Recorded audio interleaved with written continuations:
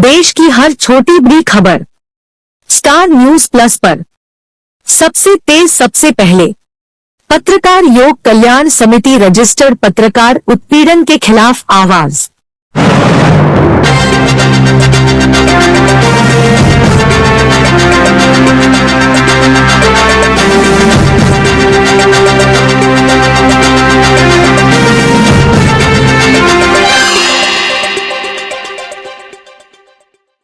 खबर उत्तर प्रदेश के मैनपुरी से।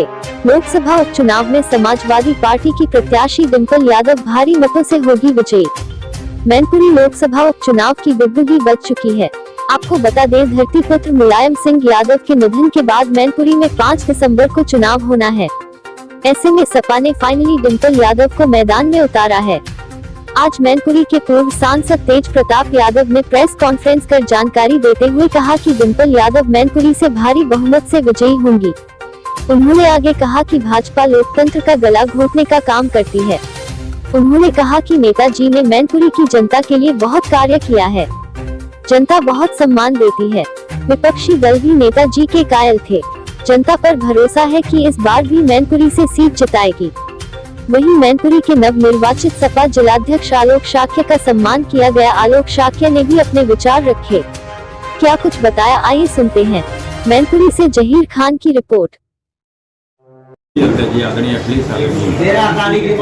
जिम्मेदारी हमें दी है, वो जिम्मेदारी में अपने सभी सम्मानित कार्यकर्ता, सभी समाजवादी पार्टी के जनपद के वरिष्ठ नेताओं, बुजुर्ग, सम्मानित साथियों के साथ मिलकर निभाई है। और ये चुनाव चल रहा है, माननीय डिंपल यादव जी का नाम घोषित हुआ है। हम सभी समाजवादी मिलकर इस चुनाव में डिंपल यादव जी की हजारों हजार मतों से विजयी बनाएंगे।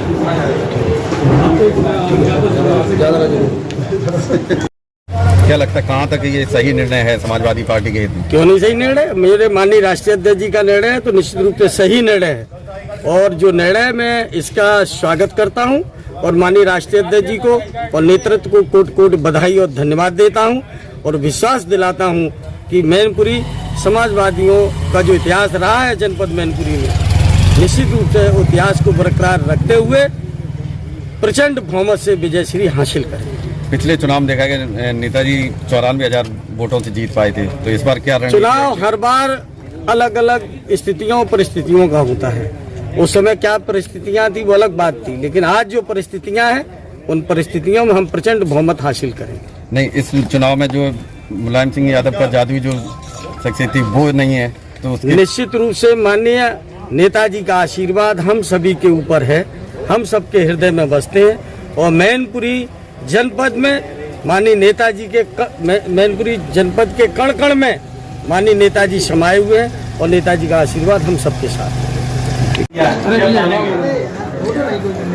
नेताजी के बाद पहला चुनाव इस मैनपुरी लोकसभा के लिए हो रहा है और पार्टी पूरी तरह से इस चुनाव में जीत दर्ज करना चाहती है और नेताजी को चुनाव को देख रहे हैं। और सभी नेता, सभी कार्यकर्ता अपनी ताकत के साथ जैसे चुनाव में जैसे काम करते हैं उससे ज़्यादा मेहनत के साथ काम करेंगे और पूरे देश की नज़र इस चुनाव पर है और समाजवादी पार्टी बड़े अंतर से चुनाव को जीती।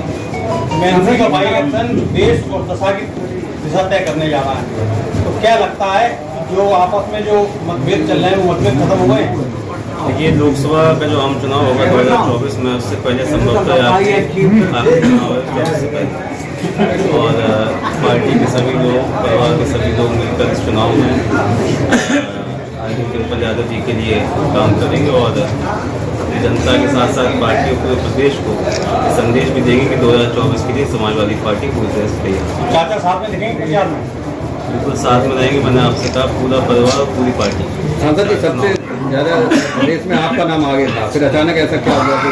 पार्टी का फैसला है और चाहे राष्ट्रीय अध्यक्ष की मांग लोगों ने की पहले, लेकिन चूँकि वो पहले से लीडर ऑपोजिशन है इस समय है और जनभावना को ध्यान में रखते हुए लोगों की मांग पर समाजवादी पार्टी ने आगे डिंपल यादव जी जो कि 2 बार की पूर्व सांसद भी उनको टिकट दिया और पूरी तरीके से।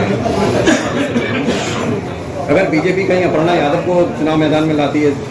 बीजेपी किसको ला रही किसको नहीं ला रही, तमाम तरह की बातें तमाम नाम के सामने आ रहे हैं। लेकिन जो भी बीजेपी से आएगा वो हाल का मुंह देखेगा, समाजवादी पार्टी चुनाव में। सांसद जी, मैं लोकसभा की बात करें तो कोई डाउट नहीं है कि समाजवादी पार्टी यहाँ सबसे ज्यादा जनाधार है और मजबूत है। ऐसे ही नेताजी को कर्मभूमि नहीं कहा जाता, लेकिन जो सत्ता इस समय जो काबिज है बीजेपी, वो किसी स्तर तक जा सकती है। और विधानसभा चुनाव में ये देखा गया था कि सदन की सीट चंद वोटों से आप लोग हारे थे, चाहे भोगांव की रही हो, वो काफी हद तक आपके फेवर में जाता है। लेकिन जिस तरीके से आक्रामक रवैये से सरकारी मशीनरी का ये दुरुपयोग करके अपने पक्ष में चुनाव को करवाते हैं, ऐसे में कैसे आप इसे लड़ेंगे? जब से भाजपा सत्ता में आई है तब से, चाहे वो लोकतांत्रिक मुद्दे हो, चाहे वो चुनावी निष्पक्ष चुनाव की बात हो या कोई भी ऐसी चीज़ हो, सबको ताक के रख के भाजपा ने काम किया। आपने देखा एमएलसी चुनाव में किस तरीके से हमारे प्रत्याशियों के साथ बदता की गई, उनके पर्चे छीन लिए, पर्चे फाइल नहीं करने चाहिए। अगर रामपुर चुनाव हुआ तो वहाँ दिया गया, तमाम ऐसी चीज़ें वो उत्तर देने का कारण साबित हुई। और इन सभी मुद्दों को ध्यान में रखते हुए हमारी कोई तैयारी है, हमें पता है नहीं आ रही, आप रहिए, आ रही है।